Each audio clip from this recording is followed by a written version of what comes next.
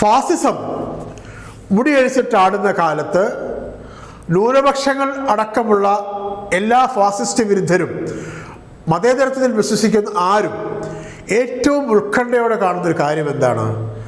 അത് വിദ്വേഷ രാഷ്ട്രീയം വളർന്നു വരുന്നതിൻ്റെ ഒരു പേടിയാണ്.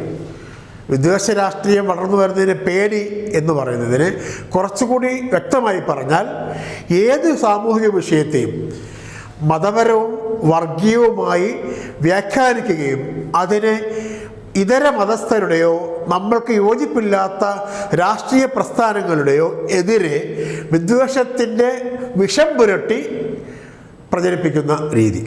സംഘപരിവാർ രാജ്യത്താകമാനം വിജയകരമായി എന്ന് പറഞ്ഞാൽ അവരുടെ ആംഗിളിൽ നോക്കുമ്പോൾ അവരുടെ രാഷ്ട്രീയം പ്രചരിപ്പിക്കാൻ, വിദ്വേഷ രാഷ്ട്രീയം പ്രചരിപ്പിക്കാൻ ഏറ്റവും വിജയകരമായി നടപ്പാക്കിയ രീതിയാണ് ഇത് പതിറ്റാണ്ടുകൾക്ക് മുമ്പ് ജർമ്മനിയിൽ ഹിറ്റ്ലർ, ഇറ്റലിയിൽ മുസോളിനി ഒക്കെ നടപ്പാക്കി വിജയിച്ച അതേ വിദ്വേഷ രാഷ്ട്രീയത്തിൽ തുടർച്ചയാണ് എന്ന് നമുക്ക് അറിയാം.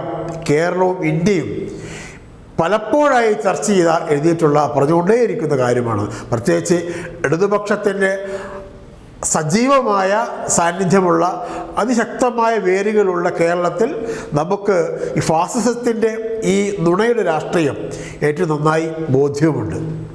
അതുകൊണ്ടാണ് നുണ പ്രചരിപ്പിക്കുന്ന ഫാസിസ്റ്റ് വർഗീയ രാഷ്ട്രീയക്കാരെ കേരളം അകറ്റി നിർത്തിയിരിക്കുന്നതും അവർ കേരളത്തിനൊരിടമുറപ്പിക്കാൻ, ചിരപരിചിതമായ ഭാഷയിൽ പറഞ്ഞാൽ അക്കൗണ്ട് തുറക്കാൻ കൈകാലിട്ടടിക്കുന്നതും. എന്നാൽ അതിനിടയിലേക്ക് അവരുടെ അതേ വിദ്വേഷ രാഷ്ട്രീയത്തിൻ്റെ കൗണ്ടർ പാർട്ടുകളായി, ഒരു നാണയത്തിൻ്റെ മറ്റേ വശമായി, വിദ്വേഷ രാഷ്ട്രീയത്തിൻ്റെ മറുവശമായി മാറുന്ന ഒരു പുതിയ പ്രവണത മുസ്ലിം ലീഗും ജമാഅത്തെ ഇസ്ലാമിയും അവരുമായി ചേർന്ന് നിൽക്കുന്ന കുറേ ആളുകളും കേരളത്തിൽ പരീക്ഷിച്ചുകൊണ്ടിരിക്കുകയാണ്. ഈ തെരഞ്ഞെടുപ്പ് 16ാം നിയമസഭയിലേക്കുള്ള ഇപ്പോൾ നടന്നുകൊണ്ടിരിക്കുന്ന തെരഞ്ഞെടുപ്പ് പ്രചരണം ആ പരീക്ഷണത്തിൻ്റെ ഏറ്റവും മോശപ്പെട്ട മാറിക്കൊണ്ടിരിക്കുകയാണ്.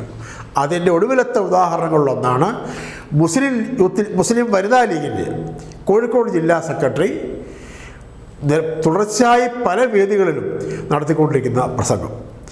ലീഗിൽ നിന്നോ കോൺഗ്രസിൽ നിന്നോ ഇടതുപക്ഷത്തേക്ക് പോയി ജനപ്രതിനിധിയായി മത്സരിച്ച് വിജയിച്ച് ഇടതുപക്ഷ മതനിരപേക്ഷ രാഷ്ട്രീയത്തിൻ്റെ ഭാഗമാകുന്ന ചിലരെ പേരെടുത്ത് പറഞ്ഞുകൊണ്ട് അവർ മുനാഫിക് എന്ന് വിളിക്കുന്നു.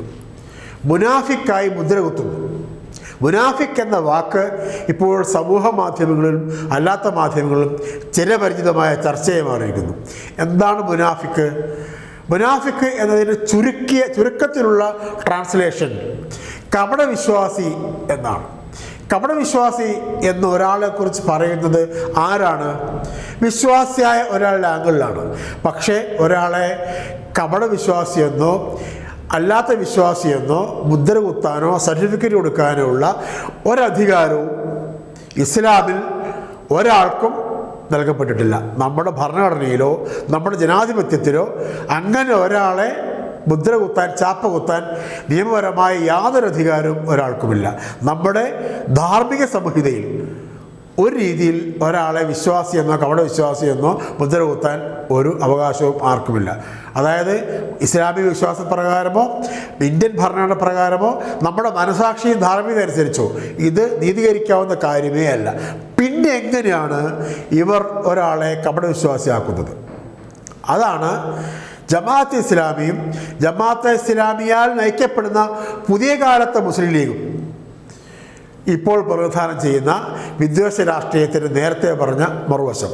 ആലോചിക്കേണ്ട കാര്യം, സമസ്ത കേരള ജമിയത്തുൽ ഉലമ EK വിഭാഗവും AP വിഭാഗവും അതിനെ തള്ളിക്കളഞ്ഞിരിക്കുകയാണ്. ഇങ്ങനെ ആരെങ്കിലും മുനാഫിക്കെന്ന്, കപടവിശ്വാസി എന്ന് മുദ്ര കുത്താൻ ഒരാൾക്കും അവകാശവും അധികാരവും ഇല്ല എന്നാണ് ഇസ്ലാമിക വിശ്വാസികളായ മുസ്ലിം വിശ്വാസപ്രകാരം മുന്നോട്ട് രാഷ്ട്രീയമായ പല കാര്യങ്ങളും പറയുകയും ഒക്കെ ചെയ്യുന്ന അവരും പറയുന്നത്.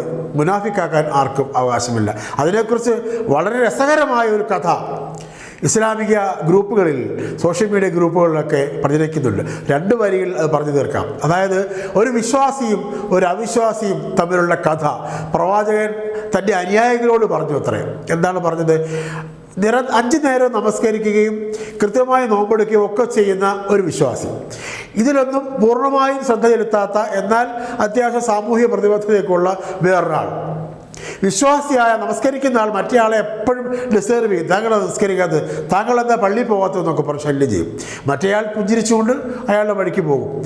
അവസാനം 2 പേരും മരിച്ചു. പ്രവാചകൻ പറഞ്ഞ കഥയാണ്, ഭാവനയാവാം, പക്ഷേ അതൊരു ഗുണപാഠ കഥ എന്ന നിലയ്ക്കാണ് പ്രചരിക്കുന്നത്. 2 പേരും മരിച്ചു. 2 പേരെയും ദൈവം വിചാരണയ്ക്ക് വിളിച്ചു.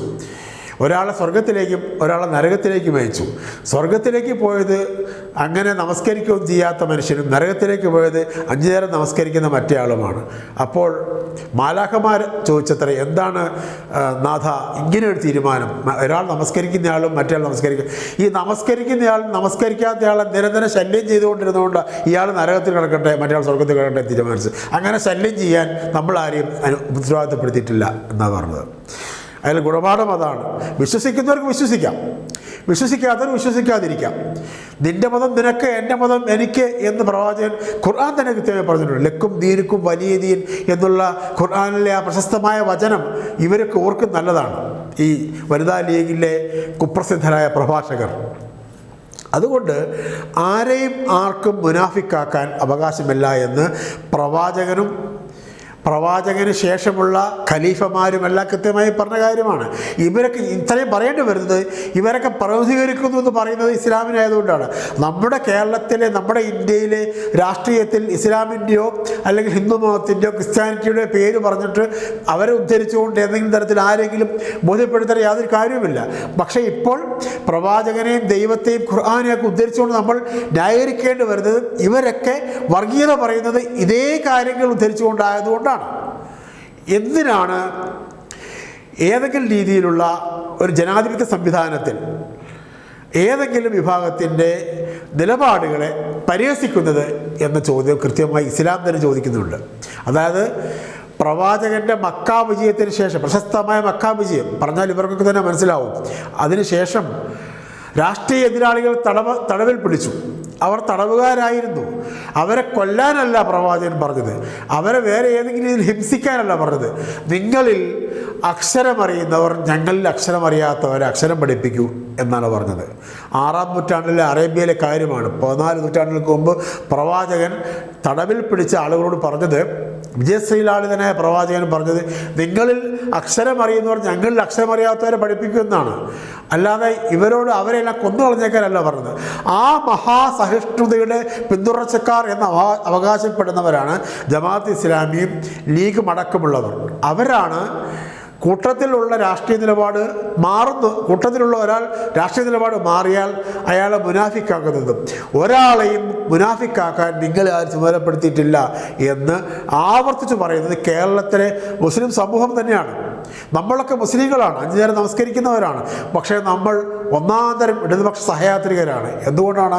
വർഗീയതയ്ക്കെതിരെ, ഫാസിസത്തിനെതിരെ, ജനാധിപത്യത്തിൻ്റെയും മതനിരപേക്ഷത്തിൻ്റെയും രാഷ്ട്രീയം സത്യസന്ധമായി ഉയർത്തിപ്പിടിക്കുന്ന ഇടതുപക്ഷമായതുകൊണ്ടാണ്. ആ രാഷ്ട്രീയം മനസ്സിലാക്കാതെ വർഗീയതയ്ക്കൊപ്പം സഹകരിക്കുകയും കോലീബി സഖ്യത്തെ ഇപ്പോഴും ന്യായീകരിക്കാൻ മടിയില്ലാതിരിക്കുകയും ചെയ്യുന്നവരെ അവരുടെ കൂടെ നിന്നുകൊണ്ട് പറയുകയാണ്, കൂട്ടത്തിലുണ്ടായിരുന്ന ഒരാൾ രാഷ്ട്രീയം മാറിയാൽ മുനാഫിക്കാണ്, കപടവിശ്വാസിയാണ്. ഈ രാഷ്ട്രീയത്തെ കൂടിയാണ് 16-ാം നിയമസഭയ്ക്കുള്ള തെരഞ്ഞെടുപ്പിൽ കേരള ജനത തിരസ്കരിക്കാൻ പോകുന്നത്. ചരിത്രത്തിൻ്റെ ചവറ്റുകൊട്ടയിലേക്ക് പുറംകാൽ കൊണ്ട് ചവിട്ടിയെറിയാൻ പോകുന്നത് ഈ രാഷ്ട്രീയത്തെ കൂടിയാണ്. കാത്തിരുന്ന് കാണാം. നന്ദി, നമസ്കാരം.